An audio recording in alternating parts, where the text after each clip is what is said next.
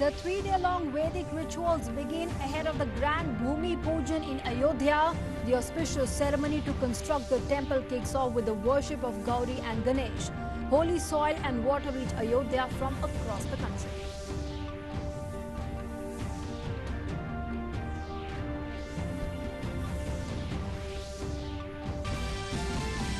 The Drug Controller General of India gives approval to Serum Institute of India, Pune, to conduct clinical trials of the Oxford University AstraZeneca COVID-19 vaccine Covishield in India.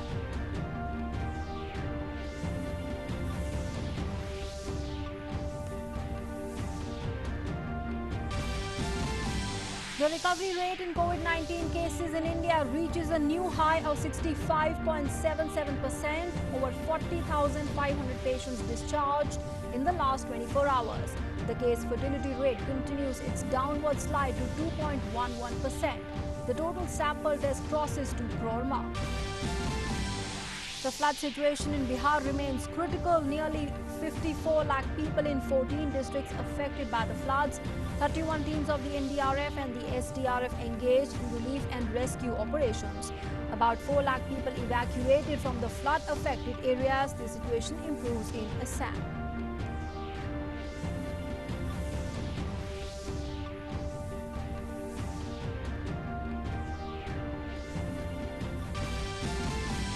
President, Vice President and Prime Minister greet the nation on the occasion of Raksha Bandhan, the festival being celebrated across the country following social distancing and other methods of prevention from COVID-19. Special worship in the temples on the auspicious last Monday of Sabha. Sanskrit Divas also being celebrated. Union Ministers Rajnath Singh and Prakash Javadekar extend their well wishes. Hello and welcome. You're watching Doordarshan News with me, Nancy Kohli. Our top story: the countdown for the Bhumi Pujan of the Grand Ram Temple to be held on the 5th of August and to be done by Prime Minister Modi has commenced with the start of religious rituals this morning. Amid the COVID-19 threat and the security apprehension, the entire Ayodhya has turned into a fortress. A total of 21 priests from Varanasi, Ayodhya and Prayagraj started the ritual of the Bhumi Pujan by organizing Gauri Ganesh Puja today morning at the Bhumi Pujan site in the Ram Janmabhoomi premises.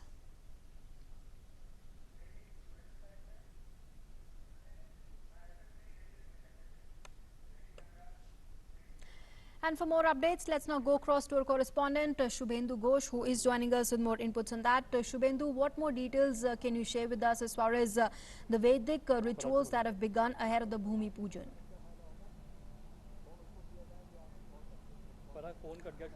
Shubhendu, are you with us? All right, I believe we'll try and reconnect with the correspondent Shubhendu Ghosh. Shubhendu, if you are with us, I was asking you if you could share more details about the Vedic rituals that have begun ahead of the Bhumi Pujan. There are more details. All right, we'll try and reconnect with the correspondent Shubhendu Ghosh in just a bit. But like we were telling you, the countdown for the Bhumi Pujan of the Grand Ram Temple to be held on the 5th of August has commenced with the start of the religious rituals this morning. Shubhendu, more details there as far as the religious rituals that have commenced are concerned. Absolutely. Nancy, first greetings to you and all our viewers from Ram Ki Paudi in Ayodhya. This is an extension of the Ghat next to the holy river Saryu, which we know plays an important part in the epic of Ramayana and continues to be the central of cultural and belief system of the faithful. Nancy, now the focus, since morning we've been talking about how the focus is the Prime Minister Narendra Modi, really the Bhumi Pujan. I'll come back to you, Shubhendu, as soon as we work on that audio that's dipping. We'll connect with you again, Nancy, if there's an audio problem. Yes, the audio is dipping, Shubhendu. Can you hear us now, Nancy? Is it better? Yeah, okay. Okay, Shubhendu, we can hear you now clearly. Yes, please go ahead. Yes, Shubhendu, please go ahead. Right, Nancy, I hope you can hear me now. Yes, I hope the audio is clear. Shubhendu, we can. So the point that I was mentioning, okay, great. So the point we were mentioning was, Arun and I, were the people who are going to play a key role in realizing the vision of Ram Mandir. Of course, the highlight is going to be Prime Minister Narendra Modi participating in the Bhumi Pujan. Nripendra Mishra's name comes right on top. He's been a senior bureaucrat. He's been Principal Secretary to Prime Minister as well. And now a big responsibility on his shoulder. He's the one who's going to coordinate the efforts of all the expert engineers who are going to give the final shape to Ayodhya's Ram Mandir. My colleague Arun will tell us more on that. Arun. That's right. So construction is an important part that, everybody is waiting for, that how the construction activity will pan out. We know this fact that it will take almost 3 years of time for this Ram Mandir to get over. But yes, you understand that this fact that Prime Minister Narendra Modi will be worshipping 7 shilps on this day of 5th of August. And out of these 7 shilps, 3 are brought from outside. That means people from outside the country have, come ahead and given this kind of shilp. So, and it is also, water is also being, brought from various parts of our country. It is also said that Gange cha Yamuna cheva Godavari Saraswati Narmade Sindhu Kaveri Jales Mina Karinem Guru. So the point is that the water body that is being coming here, which is being brought here, so construction is playing an important role. And Nripendra Mishra, who is also the chairman of this construction committee, he plays an important role as far as the construction site is concerned. Not only Nripendra Mishra, there are many other players like Champat Rai ji, for that matter. He also plays an important role as far as this construction site is concerned. Absolutely. If you talk about more people who are going to play a key role, Nancy, another person who comes to my mind immediately is going to be the architect of this absolutely magnificent temple when it takes shape. Chandrakant Sompura, he comes from a family with a rich legacy and participation in temple construction. The Sompuras, his grandfather was renowned to have given the final shape of the new Somnath temple when he did that, and now the grandson is going to give a shape to the Ram temple. So again, a crucial aspect of it would be how the architect, and we know that it's become more magnificent, more ideas, more floors have been added to the final design. That's right. According to Vastu, this temple is unique in its way. There will be 5 domes. That's what we are learning as of now, the 5 domes. And nowhere in the world, the Ram temple is such magnificent and such a huge in size when we talk about the Ram temple with 5 domes and kind of 161 feet long in size. And actually Vastu compliant also. So there are many features that's been, brought into this Ram temple when it will be completed, the construction will be completed. So all these players, all these stakeholders have played an important role. And Nancy, right, please yes. Shubhendu, now, the countdown for the Bhumi Pujan of the Grand Temple it has already begun. It's going to be taking place day after tomorrow. And, like, of course, we have been sharing with the viewers how it has commenced with the start of the religious rituals there. If you could share with us the prominent personalities who could be participating in that day after tomorrow.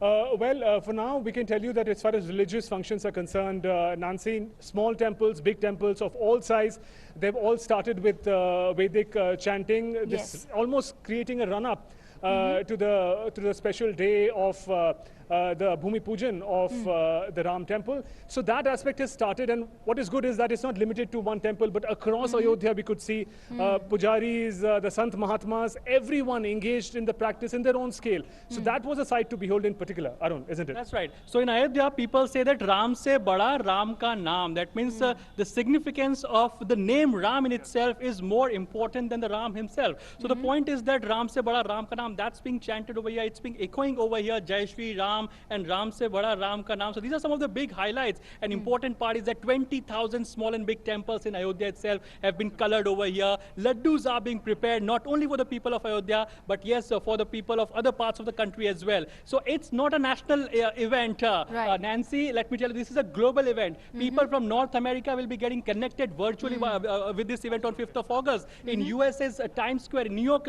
Times Square primarily, Lord Ram's images will be displayed on the big holdings.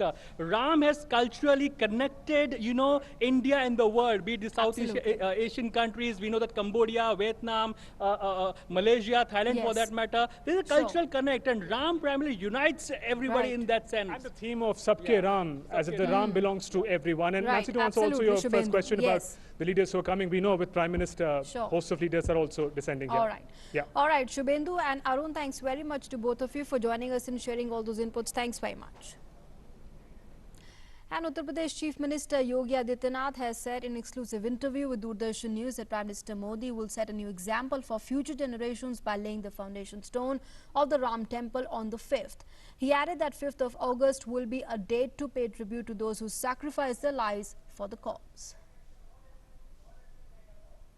प्रधानमंत्री मोदी जी स्वयं प्रत्यक्ष रूप से इस अवसर पर आकर के लगभग 500 वर्षों के इस लंबे इंतजार को आज अपनी करकमलों से, अपनी उपस्थिति से वर्तमान पीढ़ी को न केवल गौरवान्वित कर रहे हैं बल्कि आने वाली पीढ़ी के सामने एक बहुत बड़ी नजीर रखने जा रहे हैं। और इसके साथ ही उन सभी हुतात्माओं को जिन्होंने राम जन्मभूमि के लिए एक लंबा संघर्ष किया था, अपना बलिदान दिया था, जिन लोगों ने संघर्ष किया, अपनी आंखों के सामने इस ऐतिहासिक क्षण को नहीं देख पा रहे हैं, उन सबको भी श्रद्धांजलि देने का एक अवसर 5 अगस्त 2020 की तिथि होगी। And Chief Minister Yogi Adityanath also said that the Congress leadership never wished to resolve the issue and created hindrances in the process of the construction of the Ram Temple. Congress नेतृत्व कभी भी समस्या का समाधान नहीं चाहता था। आपने देखा होगा कांग्रेस के नेतृत्व ने 1949 में श्री सोमनाथ मंदिर की समस्या के समाधान में भी रोड़ा अटकाया था। और यही नहीं, श्री राम जन्मभूमि मंदिर निर्माण से संबंधित विभिन्न गतिविधियों में भी समय समय पर रोड़ा अटकाया था। और अंतिम रोड़ा इनका वो भी था जब कांग्रेस के एक वरिष्ठ नेता ने सुप्रीम कोर्ट में अर्जी लगाई थी कि न्यायालय 2019 के पहले इस समस्या का समाधान न करे। ये भी कांग्रेस के ही एक नेता ने किया था। And as a quick programming reminder, you can watch that entire interview of Uttar Pradesh Chief Minister Yogi Adityanath this evening on Doordarshan News at 5 in the evening, that is. And the Ayodhya dispute litigant Iqbal Ansari has also been invited for the 5th of August Bhumi Pujan ceremony of the Lord Ram Temple in Ayodhya. Expressing gratitude over being invited, Iqbal said that the move will provide employment and also boost Ayodhya's development. मंदिर के साथ साथ में अयोध्या की भी तकदीर बदलेगी, अयोध्या खूबसूरत बनेगी। हर आदमी चाहता है, हम भी चाहते हैं। खुशी इस बात की है कि हम प्रधानमंत्री जी आ रहे हैं अयोध्या। अयोध्या में रोजगार होगा, विकास होगा, मठ मंदिर बनेगा, खूबसूरती बढ़ाई जाएगी, विकास होगा, रोजगार मिलेगा। Shifting focus now, the Drug Controller General of India has given nod to the Serum Institute of India for conducting Phase 2 and 3 human clinical trials of a COVID-19 vaccine candidate Covishield developed by the University of Oxford. The approval for conducting Phase 2 and 3 clinical trials was granted after a thorough evaluation based on the recommendations of the Subject Expert Committee on COVID-19. Meanwhile, the Health Ministry has also tweeted the Drugs Controller General of India has given approval to Serum Institute of India, Pune, to conduct Phase 2 and 3 clinical trials of the Oxford University AstraZeneca COVID-19 vaccine Covishield in India. And also an update now on the COVID-19 from across the country. According to the latest data released by the Health and the Family Welfare Ministry, the recovery rate across the country has further improved to 65.77%. A total of 11,86,203 people have recovered across the country so far. The fertility rate has also declined to 2.11%. Presently, the total number of active COVID-19 cases in the country is 5,79,357. Meanwhile, India's total sample test crosses 2 crore mark according to the latest cumulative data released by the ICMR. And on to our next big focus now. The flood situation in Bihar remains critical. At present, 1,069 panchayats of 103 blocks of 14 districts of the state are affected by the floods. Around 54 lakh people are affected by the floods in the state, and so far about 4 lakh people have been evacuated from the flood affected areas. 31 teams of the NDRF and the SDRF are engaged in relief and rescue operations. The additional secretary of the Disaster Management Department, Ramachandra, said that 27,000 people are staying in the relief centers, while the cooked food is being provided to a population of 9,40,000 through 1,385 community kitchens. The water level of Gandak, Budi Gandak and Bagmati rivers in Muzaffarpur district is above the danger mark. 210 panchayats of 13 blocks of the district are affected by the floods in the district. And in the Pilki Panchayat, the flood water has spread in 4 villages due to breach in the right embankment of the Tirhut Canal. About 200 villagers living in the low-lying areas have been evacuated to safer places. The NDRF team is continuously engaged in relief work. In the Saraya block of the district, the left embankment of the river broke due to high water flow. The cut and protection work of the breached embankments is in progress. In the Darbhanga district, a safety embankment on the river of Adwara group was also breached in the Kevati block. Due to this, heavy water flow is now spreading into new areas. People are trying to repair the embankment. And after a long time, Jammu and Kashmir Samba is writing a new tale of development. To strengthen the grassroots development of Jammu and Kashmir, the government had conducted panchayat and civic elections. Local representatives are making all the efforts to fulfill the needs of the common people. They are trying their best to provide basic facilities like water, electricity and road. Here's more. Development is no longer a dream for Jammu and Kashmir. After a long time, things have changed and Gram Sabha is inking the new era of development. And the local leaders are performing up to the expectations of the public.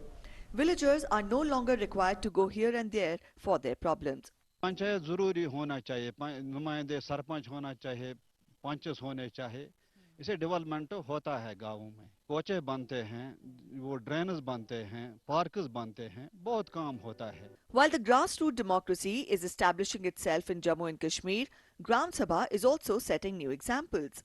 अब direct ये पैसा पंचायत में आता है और पंचायत खर्च इसमें अच्छी तरीके से पैसा खर्च करे. In the Union Territory of Jammu and Kashmir, about 40,000 sarpanches are getting life insurance cover and police protection as per the instructions of Home Ministry. क्योंकि हम बॉर्डर एरिया से तल्लक रखने वाले थे, हमें कहीं जाना था, खतरा था, हमारे परिवार को कुछ मिलने वाला नहीं था. इंश्योरेंस का ऐलान किया है, उससे हम बहुत खुश हैं. After a very long time, Panchayati Raj in Jammu and Kashmir is fulfilling Gandhiji's dreams. The Gram Sabha is sketching the roadmap for development and the villagers are getting benefits of the schemes. Bureau Report, DD News. Sanskrit Day is being celebrated today. The day is celebrated every year on the Shravani Purnima to mark the importance of Sanskrit language, the mother of all the Indian languages. The day this year is even more special as Sanskrit was given priority in the recently announced new national education policy. Here's a report. Sanskrit is one of the most precious gifts given by India to the world. In its name itself, there is culture, sophistication and purity. 1500 BC, when the world was living in a barbaric era, we had touched the highest peak of knowledge in the form of Vedas. India had envisaged happiness and well-being of all and gave the universal philosophy of Vasudeva Kutumbakam. The grammar of Sanskrit was composed 1,000 years ago before the Christ, while English grammar started taking its initial form in 1600 AD, about 2,000 years after the Sanskrit grammar.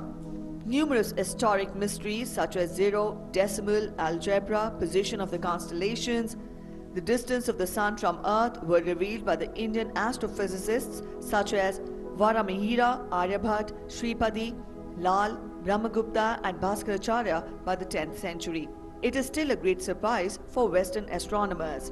In his first term in 2014, Prime Minister Narendra Modi had made his commitment clear to Sanskrit and the culture by pronouncing Vedic sentences.